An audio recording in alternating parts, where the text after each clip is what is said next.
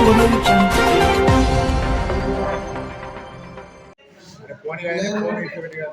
వనంశేఖర్ని నేను ఇంతకుముందు స్వతంత్ర అభ్యర్థిగా 18వ వార్డు నుంచి పోటీ చేసి మా 18వ వార్డు నుంచి గెలుపొందినాను.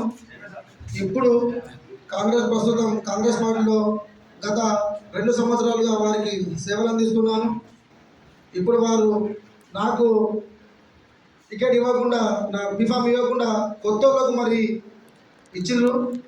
మరి దీన్ని ఖండిస్తున్నాం. మేము పార్టీకి ఎంతో సేవలు చేసినాం.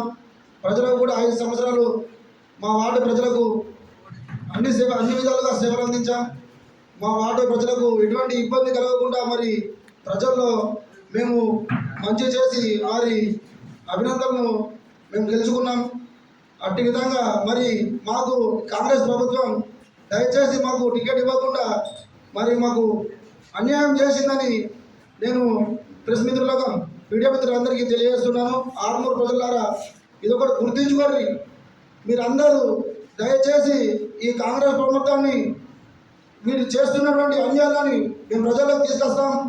మరి మీరు మాకు అన్ని విధాలుగా సహకరించాలా.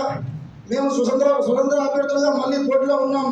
మమ్మల్ని దయచేసి మా ప్రజాసేవని గుర్తించి, మేము చేసిన సేవలను మీరు గుర్తించి మాకు అండగా ఉండాలని మేము కోరుతున్నాం.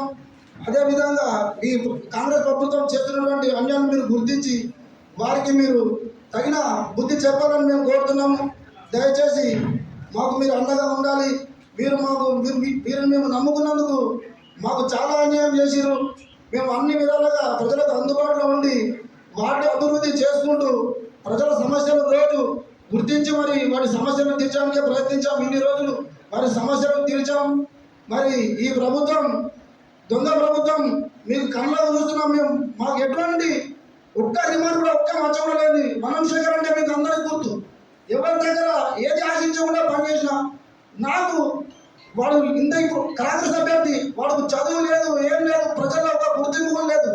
సర్వే రిపోర్ట్లో కూడా వనంశేఖర్ ఉన్నాడు.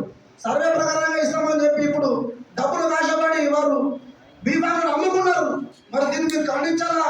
దయచేసి మాలాంటి వారికి మీరు ప్రజలు అండగా ఉండి మాకు న్యాయం చేస్తారన్న నమ్మకంతోనే ఇప్పుడు 2వ వార్డు నుంచి స్వతంత్ర అభ్యర్థిగా పోటీ చేస్తున్నాను. దయచేసి 2వ వార్డు ప్రజలు దీన్ని గమనించి మాకు అండగా నిలబడి మమ్మల్ని మళ్ళీ స్వతంత్ర అభ్యర్థిగా గెలిపియాలా. కాంగ్రెస్ పార్టీకి బుద్ధి చెప్పాలని నేను మీ ప్రజలందరినీ కోరుతున్నాను. దయచేసి గమనించండి.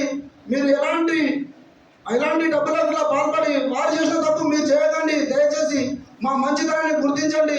ప్రజల సమస్యలు ఎల్లవేళ మేము కాపాడుతాం. ప్రజల కోసమే మేము పోరాడతాం. ప్రజల సమక్షంలోనే ఉంటాం. దయచేసి మీకు ఎప్పుడు అండగా ఉంటామని నేను మన పాత్రికా మీడియా ద్వారా తెలియజేస్తున్నాను.